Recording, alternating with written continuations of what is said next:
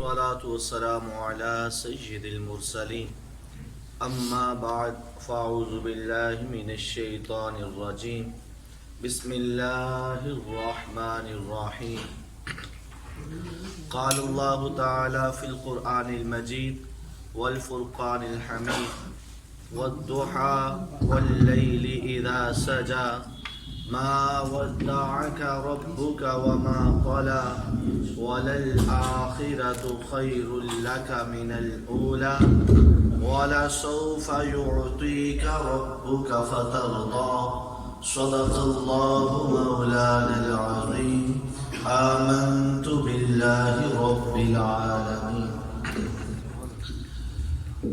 سنن ابو داؤد کی حدیث پاک میں آتا ہے نبی آخر الزمان محمد مصطفیٰ صلی اللہ علیہ وسلم کا فرمان علی شان ہے کہ من لم یشکر الناس لم یشکر اللہ، جو لوگوں کا شکر ادا نہیں کرتا وہ اللہ کا بھی شکر ادا نہیں کرتا.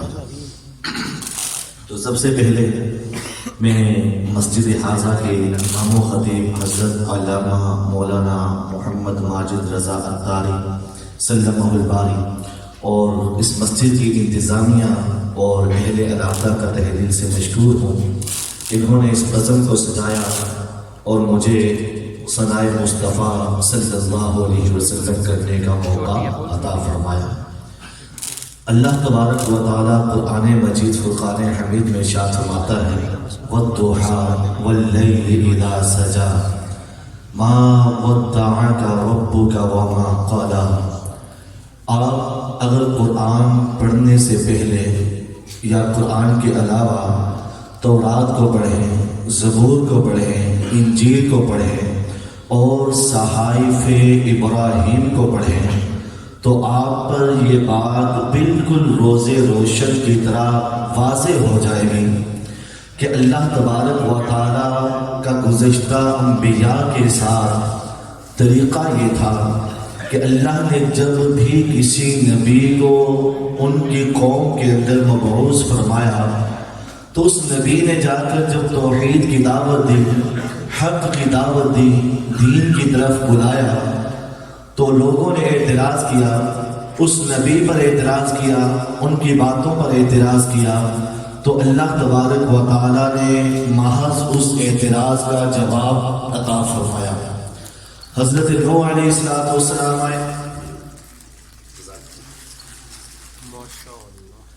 حضرت نوح علیہ السلام آئے، انہوں نے آ کر قوم کو تبلیغ کی، قوم نے اعتراض کیا تو اللہ تبارک و تعالیٰ نے محض اس اعتراض کا جواب بیان فرمایا. حضرت موسیٰ آئے، آ کر تبلیغ کی، قوم نے اعتراض کیا، اللہ تبارک و تعالیٰ نے محض اس اعتراض کا جواب عطا فرمایا. حضرت عیسیٰ آئے، حضرت لوط آئے اور دیگر انبیاء کرام آتے گئے، لوگ اعتراض کرتے گئے اور اللہ محض ان اعتراضات کے جواب بطور وحی نازل فرماتا رہا. لیکن جب مصطفیٰ جان رحمت نبی آخر الزمان محمد مصطفیٰ صلی اللہ علیہ وسلم کا مبارک زمانہ آیا، اعلان نبوت فرمایا، اعلان نبوت فرمانے کے بعد جب اپنی قوم کو توحید کی دعوت دی، دین کی طرف بلایا، دین کی تبلیغ فرمائی تو آپ کی قوم نے بھی آپ پر اعتراض کیے، لوگوں نے سوالات قائم کیے، اعتراضات کیے. تو اب اللہ تبارک و تعالیٰ کا گزشتہ انبیاء کے ساتھ جو طریقہ تھا وہ طریقہ نہ رہا. اللہ تبارک و تعالیٰ محض اعتراض کا جواب بیان نہ فرماتا بلکہ پہلے اپنے محبوب کی حمد اور ثنا بیان فرماتا، اپنے محبوب کی تعریفیں بیان فرماتا، پھر رب تعالیٰ اس اعتراض کا جواب عطا فرماتا. اعتراض کا جواب دینے کے بعد اللہ پھر اپنے محبوب کے فضائل اور مناقب کو بیان فرماتا. سورہ کوثر اٹھا کر دیکھیں مسئلہ بالکل واضح ہو جائے گا.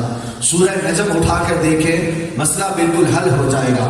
سورۃ الضحیٰ پڑھ کر دیکھیں کہ والضحیٰ واللیل اذا سجا کا شان نزول ہی یہ ہے کہ جب اللہ تبارک و تعالیٰ کی طرف سے 40 دن تک کوئی وحی نازل نہ ہوئی تو حضور علیہ السلام تھوڑے پریشان ہوئے، غمگین ہوئے، اس وجہ سے نہیں کہ میرا رب مجھ سے ناراض ہو گیا ہے یا میرے رب نے مجھے چھوڑ دیا ہے، اس وجہ سے نہیں۔ آپ کو پتہ ہے محبوب اور محب میں چند روز اگر بات نہ ہو، چند روز اگر گفتگو نہ ہو تو پھر محبوب اور محب کے اندر جو معاملات ہوتے ہیں وہ اداسی کے اندر ڈھلنا شروع ہو جاتے ہیں۔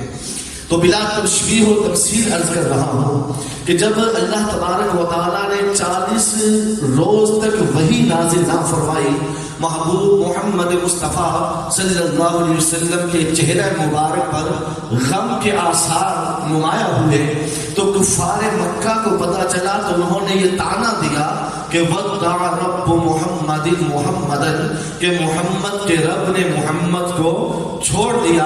اللہ تبارک و تعالیٰ کے نبی کو جب یہ طعنہ سننے میں ملا تو حضور علیہ السلام مزید غمگین ہوئے۔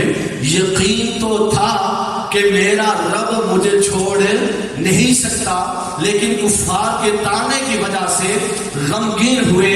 اللہ تبارک و تعالیٰ نے جب اپنے محبوب کے چہرے پر غم کے آثار کو دیکھا تو پوری سورت الضحیٰ نازل فرمائی، ارشاد فرمایا کہ والضحیٰ واللیل اذا سجا، اے مصطفیٰ تمہارے چمکتے ہوئے روشن چہرے کی قسم اٹھاتا ہوں۔ پھر فرمایا مصطفیٰ واللیل اذا سجا، آپ کی زلفوں کی قسم اٹھاتا ہوں، جب کنگھی کرتے ہیں تو آپ کی رخ انور پر چھا جاتی ہے۔ پھر رب تبارک و تعالی حسن مصطفیٰ کی قسم اٹھانے کے بعد، زلف مصطفیٰ کی قسم اٹھانے کے بعد اس اعتراض کا جواب دیتے فرماتا ہے ما ودعک ربک وما قلی، اے محبوب تمہیں نہ تمہارے رب نے چھوڑا ہے نہ کبھی چھوڑے گا، نہ چھوڑا ہے نہ کبھی چھوڑے گا۔ یہ کیسے ہو سکتا ہے کہ جن کی خاطر کل کائنات بنا دی ہو رب نے چھوڑ دے، جن کی خاطر سما اور زمین بنا دیے ہو رب اسے چھوڑ دے؟ ایسا ممکن نہیں۔ تو شروع کے اندر رب تبارک و تعالیٰ نے اپنے محبوب محمد مصطفیٰ صلی اللہ علیہ وسلم کے حسن کی چہرہ مبارک کی قسم اٹھائی۔ یہاں میں اس آیات کریمہ کی ایک تفسیر حدیث بطور تفسیر عرض کرتا چلوں گا کہ حضرت ابو ہریرہ سے پوچھا گیا کہ ابو ہریرہ آپ تو حضور کے ساتھ بڑے رہتے تھے، آپ تو اصحاب صفہ میں سے تھے، آپ تو حضور سے بہت ساری روایات نقل کرنے والے ہیں، بہت سی احادیث آپ نے سنی ہیں، آپ بتائیں کہ وہ والضحیٰ کا چہرہ کیسا تھا کہ جس کی خدا نے بھی قرآن میں قسم اٹھائی، بتائیں کہ وہ والضحیٰ کا چہرہ کیسا تھا؟ ابو ہریرہ کہتے ہیں کہ واللہ اذا سر رسول اللہ، خدا کی قسم جب وہ والضحیٰ کا چہرہ مسکراتا تھا ہم درختوں اور پہاڑوں کا عکس مصطفیٰ کے چہرے پر دیکھا کرتے ہیں، آئینے کی مثل ایسا صاف شفاف وہ چہرہ مبارک تھا کہ ہم جب حضور کے سامنے ہوتے ہم اپنا عکس مصطفیٰ کے چہرے پر دیکھا کرتے تھے۔ حضرت جابر بن عبداللہ سے پوچھا گیا جابر آپ صحابی رسول ہیں، حضور کا بڑا قرب نصیب ہوا ہے، آپ بتائیں کہ حسن مصطفیٰ کیسا تھا، آپ بتائیں کہ جس چہرے کی قسم خدا اٹھاتا ہے والضحیٰ کہہ کر بتاؤ کہ وہ حسن مصطفیٰ کیسا تھا۔ حضرت جابر کہتے ہیں میں ایک چھوٹی سی بات بتاتا ہوں کہ 14ویں رات تھی، 14ویں چاند کی رات تھی، حضور نے سرخ رنگ کا جوبہ مبارک پہنا ہوا تھا اور آپ لیٹے ہوئے تھے، کبھی میں 14ویں رات کے چاند کو دیکھتا اور کبھی والضحیٰ کے چہرے کو دیکھتا، کبھی 14ویں رات کے چاند کو دیکھتا کہ تیری روشنی کتنی ہے اور کبھی والضحیٰ کے چہرے کے نور کو دیکھتا یہ نور مصطفیٰ کتنا ہے۔ کہتے خدا کی قسم اس نتیجے پر پہنچا کہ والضحیٰ کا چہرہ 14ویں رات کے چاند سے کئی گنا خوبصورت ہے۔ حضرت جابر سے پوچھا گیا کہ جابر بتاؤ کہ حضور کا چہرہ کیسے چمکتا تھا، حضور کا چہرہ کیسے چمکتا تھا؟ کیا تلوار جب سورج کے سامنے کی جائے وہ تلوار لشکے مارتی ہے؟ کیا حضور کا چہرہ اس طرح لشکے مارتا تھا، چمکتا تھا؟ کہا لا ایسا نہیں تھا، بل مثل الشمس والقمر، خدا کی قسم مصطفیٰ کا چہرہ تو چاند وسلم، ایسا چہرہ تھا۔ حضرت سلمان فارسی رضی اللہ تعالیٰ عنہ سے پوچھا گیا کہ سلمان آپ کی تو عمر 350 سال کے قریب ہوئی ہے۔ کتنی عمر ہوئی ہے؟ 350 سال کے قریب عمر ہوئی ہے۔ آپ نے تو بڑے حسین چہرے دیکھے ہوں گے، اے سلمان آپ بتائیں کہ بددعا کا چہرہ کیسا تھا؟ آپ کی اتنی لمبی عمر ہے، بڑے بڑے حسن و جمال کے مالک دیکھے ہوں گے، بڑے بڑے حسین دیکھے ہوں گے، لیکن یہ بتاؤ کہ بددعا کا چہرہ کیسا تھا؟ حضرت سلمان بتاتے ہیں کہ میں ایمان لایا بھی تو چہرہ دیکھ کر ایمان لایا تھا۔ ایمان لایا بھی تو چہرہ دیکھ کر ایمان لایا تھا۔ وجہ پوچھی گئی کہ اپنا واقعہ بیان کرو، تو حضرت سلمان کہتے ہیں کہ میں بنیادی طور پر ایک آتش پرست تھا۔ میرے ماں باپ خاندان والے ہم ایران کے فارس کے رہنے والے تھے، بنیادی طور پر آگ کو اپنا خدا مانتے تھے، آتش پرست تھے۔ کہنے لگے حضرت سلمان کہ جب میں اپنے گھر سے اپنے باغات میں جاتا، میرا باپ بڑا امیر کبیر تھا، تو رستے کے اندر ایک راہب کا گھر آتا تھا، تو میں آتے جاتے اس راہب کے پاس بیٹھ جاتا، اس کی باتیں سنتا، اس کی باتیں بڑی اچھی لگتی۔ کہتے ہیں کہ اس کی باتیں سن سن کر مجھے حق سے کچھ آشنائی حاصل ہوئی، تو میں ایک دن اپنے والد کے پاس گیا، جا کر کہا کہ ابا جان بات یہ ہے کہ ہم اس آگ کو خدا مانتے ہیں، خدا کی شان تو یہ ہے جو زندہ کرتا ہے اور موت دیتا ہے، ہم اس آگ کو خدا مانتے ہیں، اس آگ کو تو ہم جلاتے اور بجھاتے ہیں، یہ خدا کیسے ہو سکتی ہے؟ باپ نے جب یہ بات سنی تو کہا کہ اے سلمان تو گستاخ خدا ہو گیا، اب تیرا اس گھر میں کوئی تعلق نہیں، تو میرے پاس سے نکل جا، یہاں سے ہٹ جا، نہ تیرا میرے ساتھ کوئی تعلق، نہ بہن بھائیوں کے ساتھ تعلق، نہ تیرا اپنے اعزا قریبا کے ساتھ کوئی تعلق، نہ میری وراثت کے اندر تیرا کوئی تعلق، اے سلمان میں نے تجھے آگ کیا، میرے گھر سے نکل جا۔ حضرت سلمان کہتے ہیں میں حق کی تلاش کی خاطر اپنے گھر بار کو چھوڑا، رشتہ داروں کو چھوڑا، سب کو چھوڑ چھاڑ کر میں چل پڑا۔ حضرت سلمان کہتے ہیں میں اس راہب کے پاس گیا، ایک طویل عرصہ اس کی خدمت کی، حق کی تلاش کی خاطر۔ جب اس راہب کے مرنے کا وقت قریب آیا تو اس نے مجھے کہا کہ سلمان تو فلاں ملک میں فلاں نام کے راہب کے پاس چلا جا، اگر اس دنیا کے اندر تجھے کوئی حق سے ملا سکتا ہے تو وہ راہب ہے، لہذا جب میں مر جاؤں تو مجھے دفنانے کے بعد میرا پیغام اس راہب کو دینا، اس ملک چلے جانا۔ حضرت سلمان کہتے ہیں یہ مرا، میں نے اس کو دفنایا، اس کے بتائے ہوئے پتے پر چلا گیا، اس ملک میں پہنچا، اس راہب کے پاس پہنچا، اس کا پیغام دیا، اس راہب نے مجھے اپنے پاس رکھ لیا۔ حضرت سلمان کہتے ہیں کہ ایک طویل عرصہ میں نے دوسرے راہب کے پاس بھی وقت گزارا، طویل عرصے کے بعد جب وہ مرنے کا وقت اس کے قریب آیا تو کہنے لگا اے سلمان اس زمین کے اوپر اگر کوئی اور راہب ہوتا جو تجھے حق سے ملا دیتا تو ضرور میں تجھے اس کا پتہ بتاتا۔ اے سلمان اس روئے زمین پر میرے علاوہ تجھے حق سے ملانے والا کوئی نہیں، لیکن میری حالت یہ بتاتی ہے کہ موت سامنے کھڑی ہے، موت میرے بالکل قریب ہے۔ اے سلمان میں نے تورات کو پڑھا، میں نے زبور کو پڑھا، میں نے انجیل کو پڑھا، میں نے صحائف ابراہیم کو پڑھا۔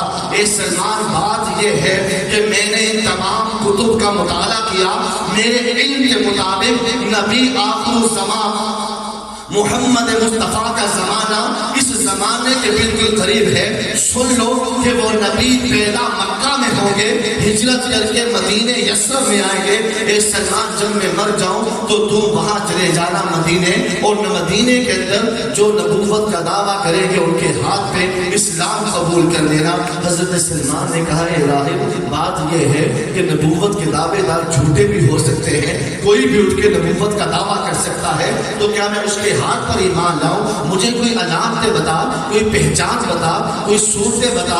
اور راہب کہنے لگا کہ اے سلمان 3 علامتیں ہیں سچے نبی کی۔ پہلی علامت یہ ہوگی کہ وہ صدقہ قبول نہیں کریں گے، دوسری علامت یہ ہوگی کہ اگر کوئی تحفہ دے تو تحفے کو رد نہیں نہیں کریں گے، واپس نہیں کریں گے، قبول کریں گے۔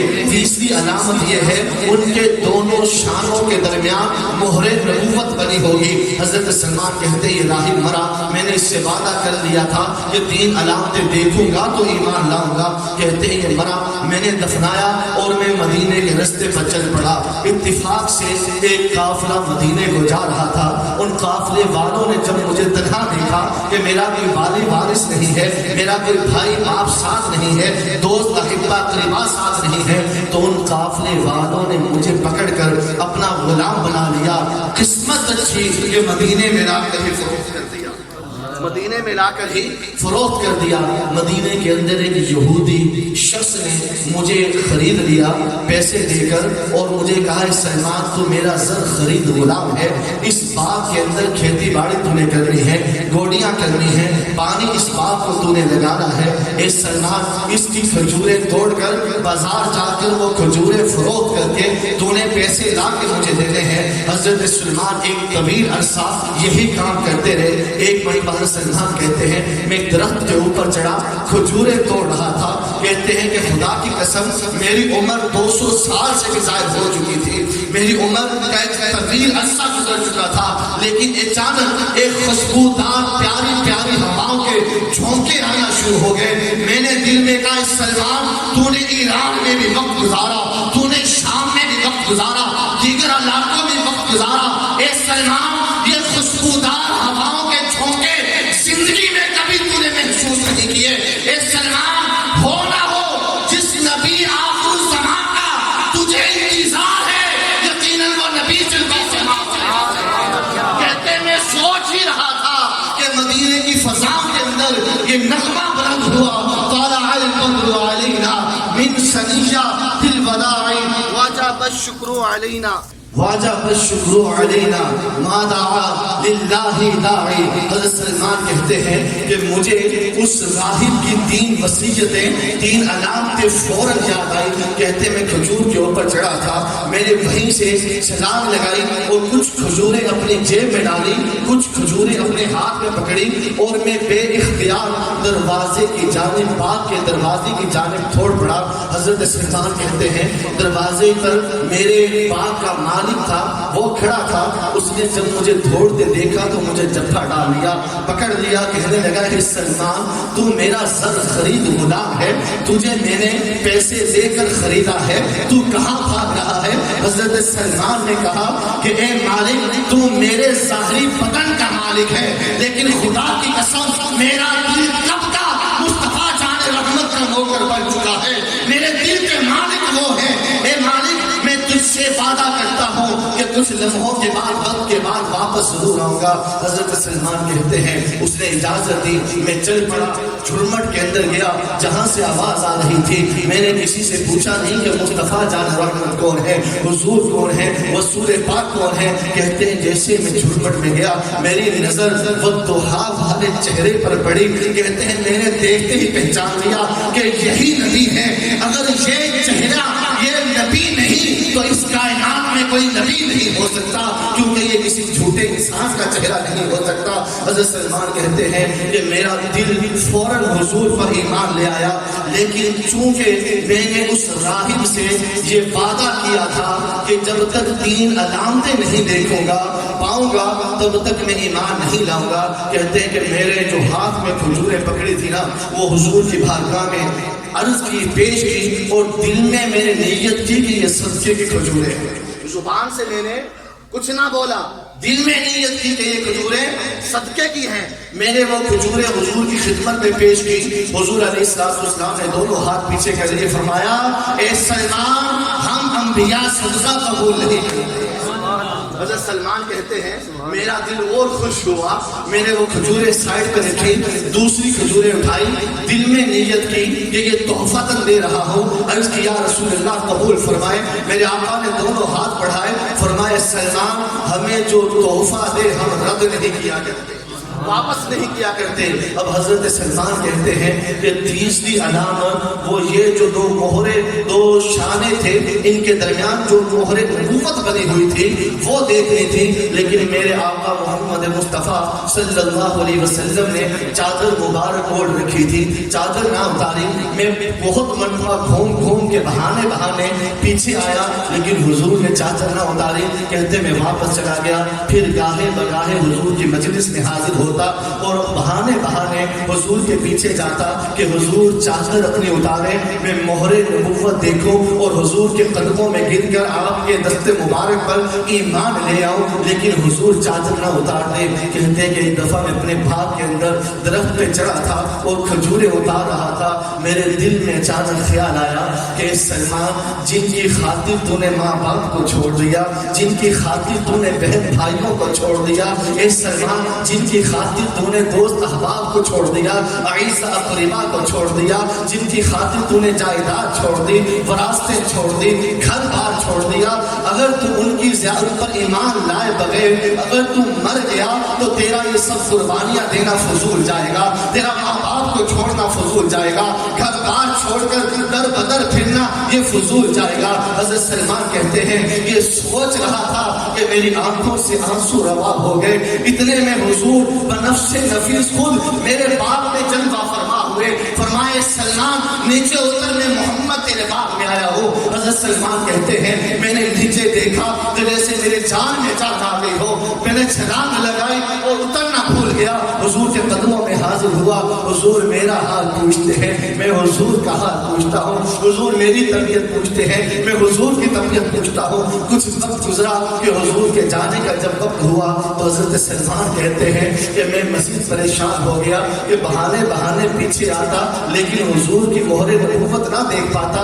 چادر اوپر تھی, ادھر راہب سے وعدہ کیا ہوا تھا. حضرت سلمان کہتے ہیں میں نے دل میں یہ دعا کی رب تعالیٰ سے کہ اے باری تعالیٰ کوئی ہوا کے تیز جھونکے ہی چلا دے, ہوا کے کوئی تیز جھونکے ہی چلا دے, کوئی تیز ہوا کا جھونکا ہی آئے اور حضور کی چادر سائڈ پر کر دے, میں مہر نبوت دیکھوں اور حضور پر ایمان لے آؤں. حضرت سلمان کہتے ہیں دل میں یہ دعا کر رہا تھا, خدا کی قسم فَأَلْقَى رِدَاءَهُ فَانْظُرْ إِلَىٰ مَا أُمِرْتَ بِهِ یا سلمان. میرے آقا نے خود اپنی چادر اتاری اور سائڈ پر رکھی اور مہر نبوت میرے سامنے کی. فرمائے سلمان اس راہب نے تجھے جو وصیت کی تھی کہ تیسری علامت مہر نبوت دے.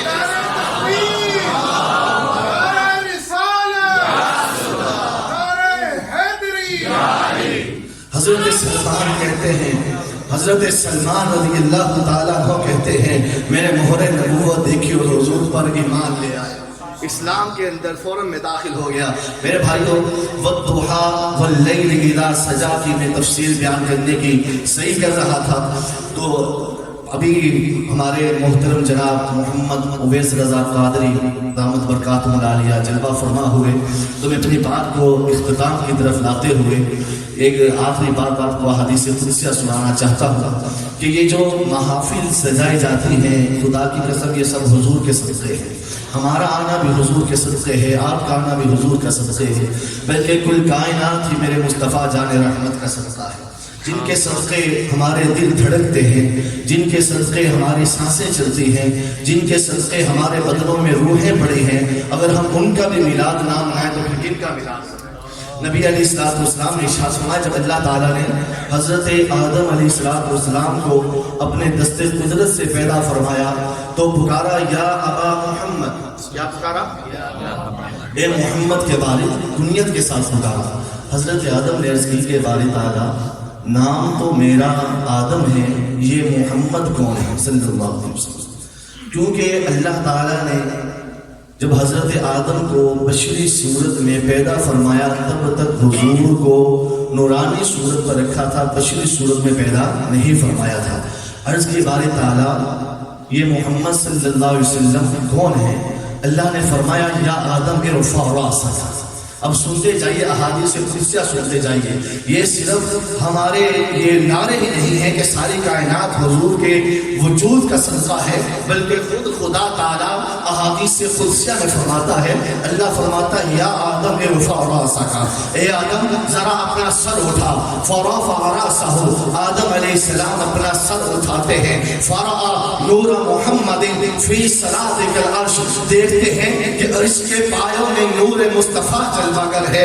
عرض کرتے ہیں یا ربی ما حاضر نور، اے مولا یہ عرش کے پایوں میں کس کا نور چمک رہا ہے؟ اللہ فرماتا ہے یا آدم حاضر نور نبی من ذریتک، اے آدم یہ تیری اولاد میں سے ایک نبی کا نور ہے. سن لو لولاہ ما خلقتک، اے آدم اگر میں اپنے محبوب کو نہ بناتا میں تمہیں نہ بناتا. لولاہ ما خلقت السماء ولا ارضا، اے آدم اگر میں اپنے محبوب کو پیدا نہ کرتا نہ سما بناتا نہ زمین بناتا. اللہ فرماتا ہے اے آدم لولاہ ما خلقت الشمس ولا قمرا ولا جنتا ولا نارا ولا جنیشا ولا انسانا. اللہ فرماتا ہے اے آدم اگر میں اپنے محبوب کو نہ پیدا کرتا، میں سورج نہ بناتا، میں چاند نہ بناتا، میں جنات نہ بناتا، میں انسان نہ بناتا. رب فرماتا ہے لولاہ ما خلقت الدنیا، اے مصطفیٰ اگر میں آپ کو نہ بناتا کوئی کائنات نہ بناتا. رب فرماتا ہے یا محمد من اجلک ان ارفع السماء، اے محبوب یہ جو آسمان بنائے اور ان کو بلند کیا تمہارے لیے کیا. اللہ فرماتا ہے یا محمد من اجلک ان اسطح البطحاء، اے محبوب یہ جو زمین بنائی تمہارے لیے بنائی. اس زمین کو جو چھونا بنایا یہ بھی تمہارے لیے بنایا. اللہ فرماتا ہے یا محمد من اجلک ان انفج الموجہ، اے محبوب یہ جو سمندر رواں رواں ہے ان سمندروں میں جو موجیں موجزن ہے اے مصطفیٰ یہ پانی بھی تمہارے سر سے بنایا ہے. رب فرماتا ہے یا محمد انا اجعل لک فضاء من العرش الى ما تحت الثرى، اے مصطفیٰ عرش سے لے کر تحت الثرى تک جو کچھ بھی ہے سب تمہارے لیے بنایا. ان احادیث قدسیہ کو پڑھ کر ڈاکٹر اقبال کہتا ہے، ڈاکٹر اقبال نے کیا خوب کہا، ہونا یہ پھول تو بلبل کا ترنم بھی نہ ہو، چمن طہر میں کنجوں کا تبسم بھی نہ ہو. یہ نہ ساقی ہو تو پھر میں بھی نہ ہو، خم بھی نہ ہو، بس میں توحید بھی دنیا میں نہ ہو، تم بھی نہ ہو. اور جب ان احادیث کو میرے امام نے پڑھا، امام عشق و محبت نے پڑھا، یعنی اعلیٰ حضرت نے پڑھا، مجدد دین و ملت نے پڑھا، میری مراد امام احمد رضا خان علیہ رحمت الرحمن نے پڑھا، تو وہ بھی جھوم کے پکار اٹھے کہ زمین و زمان تمہارے لیے. یا رسول اللہ یا حبیب اللہ، تمام بھائی ہاتھ اٹھا کر کہیں زمین و زمان تمہارے لیے، مکین و مکان تمہارے لیے، چنین و چنا تمہارے لیے، بنے دو جہاں تمہارے لیے، دہن میں زبان تمہارے لیے، بدن میں حجاب تمہارے لیے. ہم آئے یہاں تمہارے لیے، اٹھے بھی وہاں تمہارے لیے. سینا میں چمن، چمن میں سمن، سمن میں پھبن، پھبن میں دلہن، سزائے مہن پہ ایسے ملن، یہ امن و امان تمہارے لیے. رسالت کل، امامت کل، سیادت کل، امارت کل، حکومت کل، ولایت کل، خدا کے یہاں تمہارے لیے. تمہاری چمن، تمہاری داری، تمہاری جھلک، تمہاری مہر، زمین و فلک، سماع و سمجھ، مسیح کا نشان تمہارے لیے. کلیم و نجی، مسیح و صفی، سبھی سے کہیں بھی بنی یہ بے خبری، یہ خلق پھری کہاں سے کہاں تمہارے لیے. ارے اشارے سے چاند کو چیر دیا، فرماتے ہیں اشارے سے چاند کو چیر دیا، ڈوبے ہوئے سورج کو پھیر دیا، گئے ہوئے دن کو اصل کیا. یہ تاب و توان تمہارے لیے. اور آخر میں فرماتے ہیں صبا وہ چلے. کیا فرمایا؟ صبا وہ چلے کہ باغ پھلے، کہ پھول کھلے، کہ دن ہو بھلے، لوا کے تلے سلام کھلے، رضا کی زبان تمہارے لیے. اللہ تبارک و تعالی میرا آنا، آپ کا آنا، ہم سب کا آنا اپنی بارگاہ میں قبول و منظور فرمائے، اور حضور کے صدقے ہم سب کی بے حساب بخشش و مغفرت فرمائے. آمین بجاہ نبی الامین صلی اللہ علیہ وسلم.